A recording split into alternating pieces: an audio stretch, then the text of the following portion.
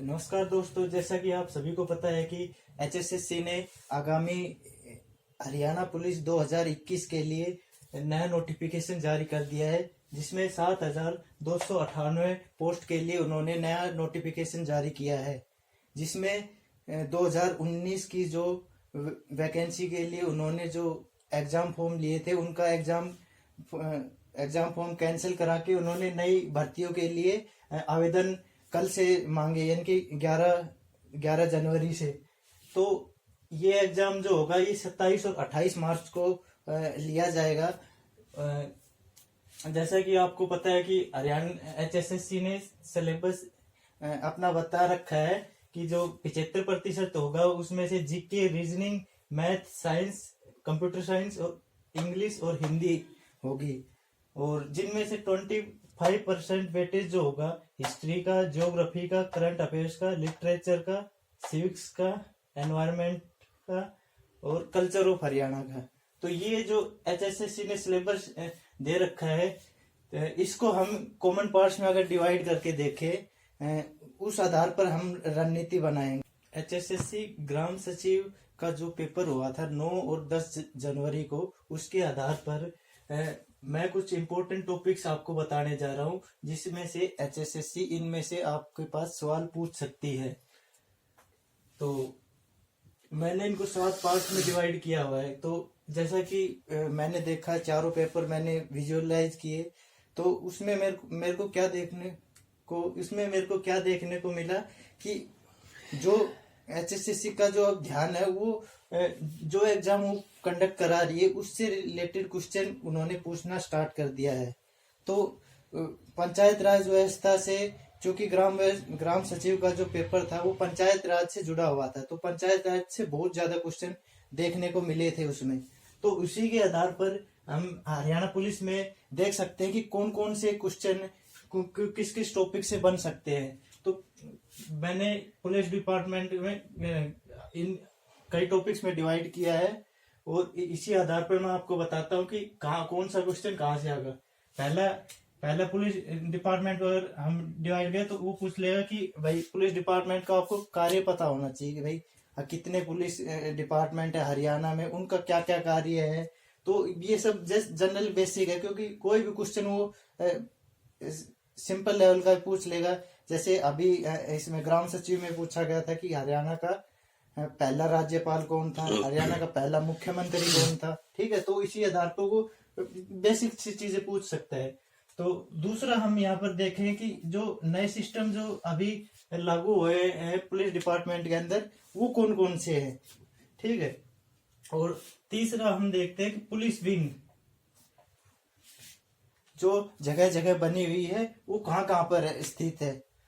ठीक है, और तीसरा है कि भाई, चौथा है कि नए एसएसपी, डीआईजी, आईजी तथा कमिश्नर, इनसे एक दो क्वेश्चन आपको देखने को मिल सकते हैं। तो इनको भी आप तैयार कर सकते हो। इससे रिलेटेड क्वेश्चन आ सकता है साइबर क्राइम सिटी, जो कि गुड़गांव है।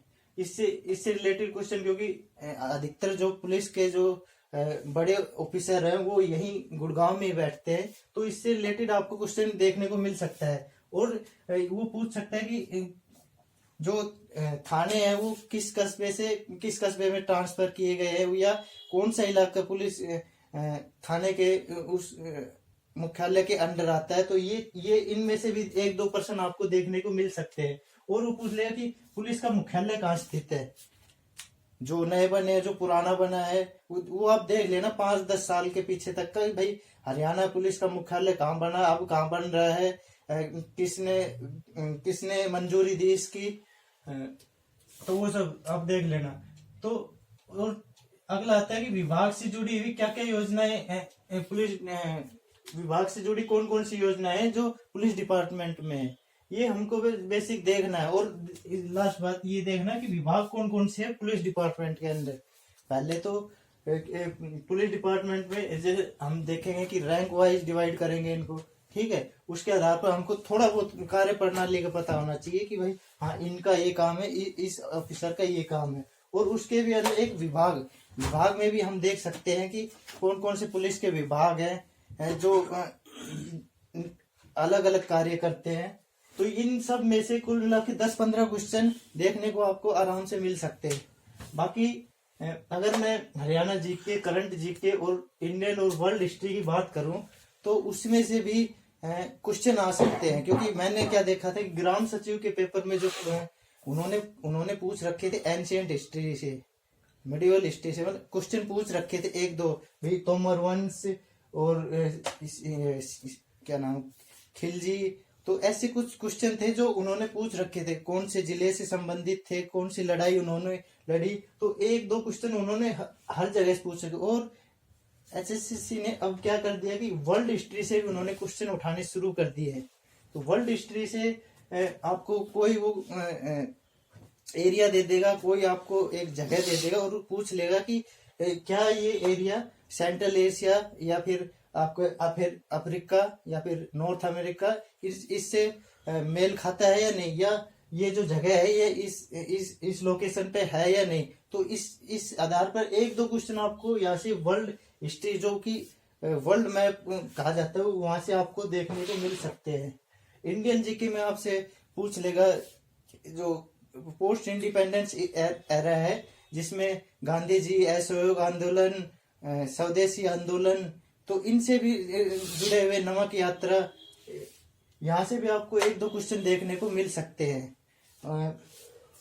करंट जीके की बात करें तो हरियाणा सरकार ने तरह तरह की योजनाओं का शुभारंभ किया हुआ है पिछले कुछ सालों में, और या वो लगातार या जो अब जो चल रही है, तो उनसे भी जुड़े आपको 2-4 क्वेश्चन यहाँ पर देखने को मिल सकते हैं।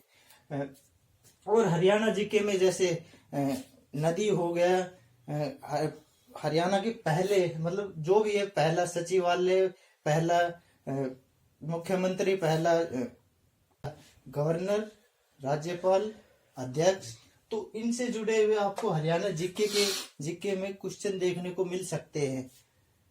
तो आगे हम बढ़ते हैं मैथ रीजनिंग के क्वेश्चन।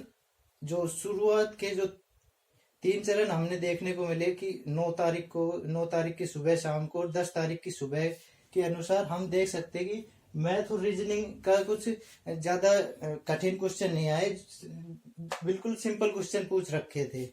एक दो तीन क्वेश्चन जो थे वो चौथी जो आज जो शाम को जो पेपर हुआ उसमें हमें देखने को मिल गए थे कि 2-3 क्वेश्चन डिफिकल्ट थे जो साइंस से रिलेटेड थे। हालांकि वो कैलकुलेशन बेस्ड थे, लेकिन उनको हम थोड़ा टिपिकल मान सकते हैं कि भाई वो कैलकुलेशन बेस्ड थे। अगला है साइंस से जुड़े आपको क्वेश्चन देखने को मिल सकते हैं कि भाई वो फिजिक्स केमिस्ट्री से रिलेटेड क्वेश्चन पूछ लेगा आपसे। उसमें पूछ सकता है कि आपसे एटम का भार या फिर एटम मॉलिक्यूल से उनसे रिलेटेड कोई कैलकुलेशन आपसे पूछ सकता है, या फिर बायोलॉजी से भी रिलेटेड कोई क्वेश्चन देखने को मिल सकते हैं आपको। अभी जैसे मैंने देखा कि कहाँ से क्वेश्चन उठा रखे थे साइंस के, पहले तो एक दो जो हुए थे शिफ्ट में, उनमें तो एक भी क्वेश्चन देखने को नहीं मिला। लेकिन उनमें अगले एक दो जो आज जो एग्जाम हुए उनमें देखने को मिला कि वहां से क्वेश्चन उन्होंने उठाए हुए हैं सीधे आपकी जो प्रीवियस नॉलेज है उसके बेस पे आपको यहाँ से क्वेश्चन देखने को मिल सकते हैं। अगला कंप्यूटर, इस पे आपको लगभग 5 से 7 क्वेश्चन देखने को मिल सकते हैं। वो पूछ लेगा कि क्या नॉन वोलेटाइल मेमोरी कौन सी है, ठीक है, प्राइमरी मेमोरी टाइप्स कौन कौन से है, या फिर सेकेंडरी मेमोरी कौन सी है, हार्ड डिस्क के टाइप्स कौन कौन से है, और सॉफ्टवेयर के टाइप्स कौन कौन से हैं। तो ऐसे, और अभी क्या नाम है, साइज की भी क्वेश्चन आ रहे हैं। जैसे कंप्यूटर सबसे छोटी इकाई होती है वो बाइट होती है, फिर उससे बढ़ती हुई जाती है कि भाई केबी, फिर आएगा एमबी, फिर आएगा जीबी, फिर आएगा टेराबाइट, फिर आएगा मेगाबाइट। तो इस आधार पे वो पूछ सकता है कि इस इकाई में सबसे बड़ी या फिर सबसे छोटी कौन सा है। इसमें इनमें से भी क्वेश्चन आपको देखने को मिलेंगे।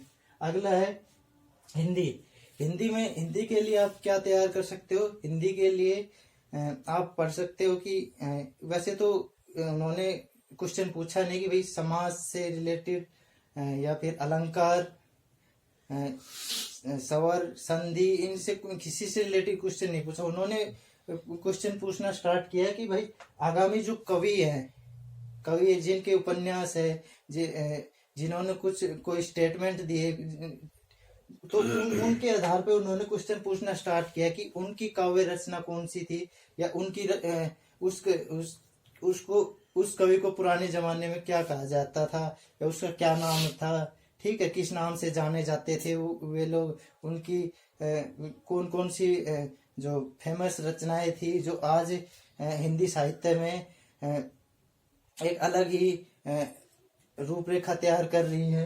तो और अगला है इंग्लिश। यहाँ से भी आपको 7 से 10 क्वेश्चन देखने को मिलेंगे।